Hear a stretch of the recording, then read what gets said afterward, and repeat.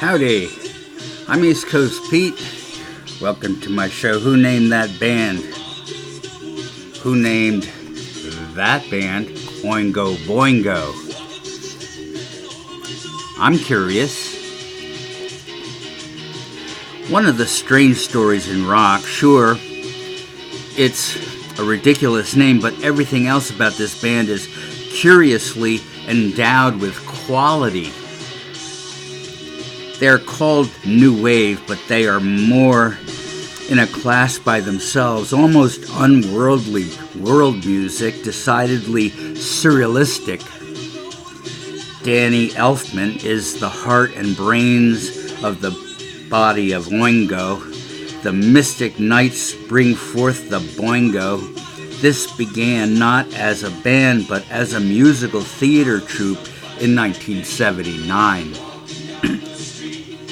High-energy shows, live experimental music, a mix of rock, ska, pop, and world music.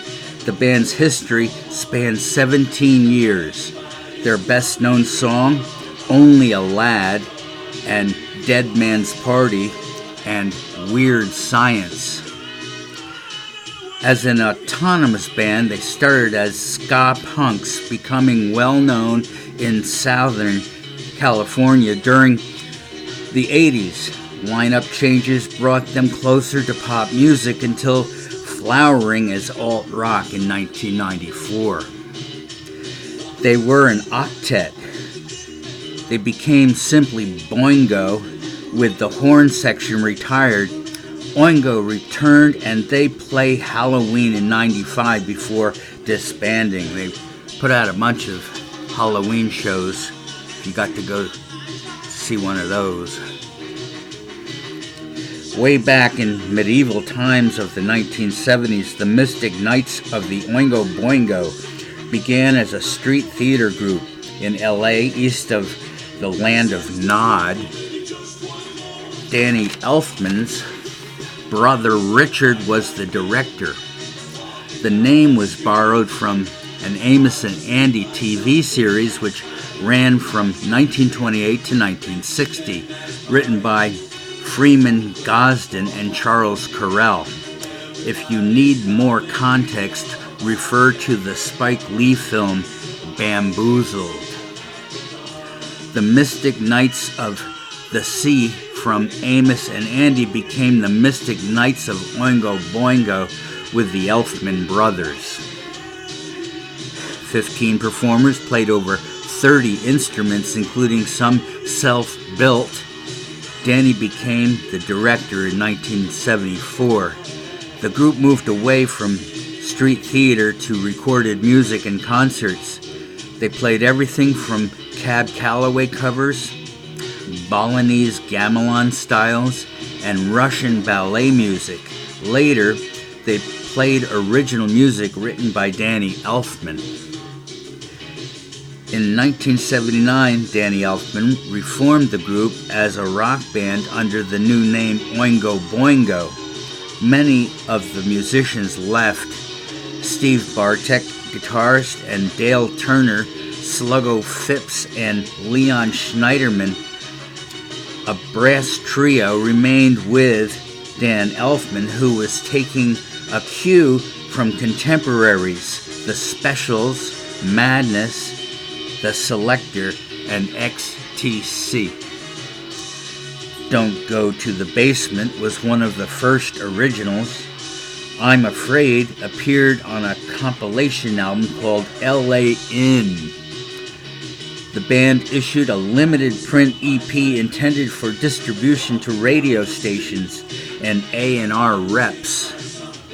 The band was now Danny Elfman on lead vocals and rhythm guitar, Steve Bartek on lead guitar, Rich Gibbs on keyboards, Kerry Hatch on bass, John Vatos Hernandez on drums, and Schneiderman, Phipps, and Dale Turner on horns. Only a Lad got heavy rotation on KROQ-FM, which was experimenting with a new wave format. The debut LP, Only a Lad, in 1981 on A&M Records. Here are the songs: 1, Little Girls; 2, Perfect System; 3, On the Outside; 4, Capitalism; 5, You Really Got Me. Of course, that's a Kinks cover. 6, Only a Lad; 7, What You See; 8, Controller; 9, Imposter; and 10, Nasty Habits.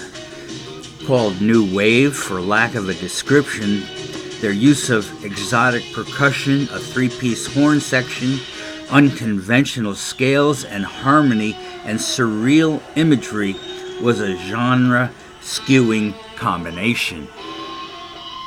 1982, Nothing to Fear. And then 1983, Good for Your Soul.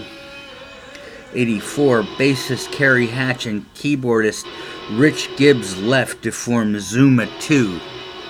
Oingo Boingo went on temporary hiatus. Redundant. Temporary and hiatus, I guess, Elfman was okay with it. He knew it was hard to do non-commercial music. So, in other words, they're not making a lot of money. Elfman released a solo album, So Low. Oingo Boingo signed with MCA. New bassist John Avila and keyboardist Mike Batchich joined. The first release with the new guys was Dead Man's Party in 1985. This was now pop music. It was Oingo's most commercially successful album, and Weird Science charted on the Billboard Hot 100. Danny Elfman began scoring major films in 1985, providing the score for Pee-wee's Big Adventure. He would go on to score most of Tim Burton's movies. Steve Bartek had originated most of Elfman's film and TV scores. I said originated, I meant orchestrated. That's the guitarist, the lead guitarist. He's also a close friend. Stayed with Elfman throughout his career, both in recording and in scoring movies. They were highly sought after. In 1987, BOINGO and single Winning Side went to number 14 in the U.S. In 1990, 7th studio album, Dark at the End of the Tunnel, was much more mellow. 1993, Halloween shows had become annual at Irvine Meadows and the Universal Amphitheater. They were backed by an orchestra plus the so-called Sad Clown Orchestra, providing accordion and circus percussion. During the scoring of The Nightmare Before Christmas, Elfman left his band in the hands of guitarist Warren Fitzgerald, who shortened the name to Boingo. The last studio album of the same name was released in '94. Elfman has been nominated for 4 Academy Awards for his film scores. He has become much sought after. Damn it, I can't stand to repeat myself, but I just love that word, sought. He went on to score Batman, Edward Scissorhands, Good Will Hunting, Men in Black, Spider-Man, Big Fish, The Simpsons, Batman the Animated Series, Tales from the Crypt, and Desperate Housewives.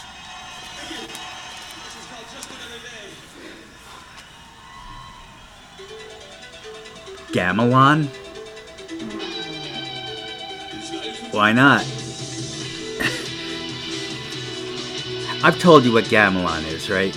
I don't think, if you don't remember, I'll tell you again. Gamelan is a percussive type of music from Thailand, and Bali, and Singapore, and that area of the world. Borneo, maybe Vietnam. Not sure about Vietnam. But it's all like gongs and drums that are really cool sounding drums. It's like, and the music they put out is just so out there. It's just so different from what the Western world is used to. But it is so calming if it's meant to be calming, and so exhilarating if it's meant to be exhilarating. Because gamelan is actually a classical music created to be put aside at a funeral. They have a certain kind of gamelan sound, and at a public event or a political election or something like that, there's a different kind of gamelan music, which is similar, by the way, to Indian music, which also is classical and also has distinct purposes for lots of things like the time of day, the day of the week. You know, there's certain sounds that people are used to hearing at certain times in that section of the world. And the gamelan musician knows this and capitalizes on it. And I highly recommend that you listen to some gamelan if you want to be a little surprised by something that's out in the world that we in this country know very little about. Gonna start hitting that ting click, buddy. And there's 3 of them in Oingo Boingo. How cool is that? Anyway, thanks for being with me on Who Named That Band. I know who named the band Oingo Boingo. It was the Knights, the Majestic Knights of Oingo Boingo named the band Oingo Boingo. That's where it came from. Makes perfect sense. Thanks. See you soon.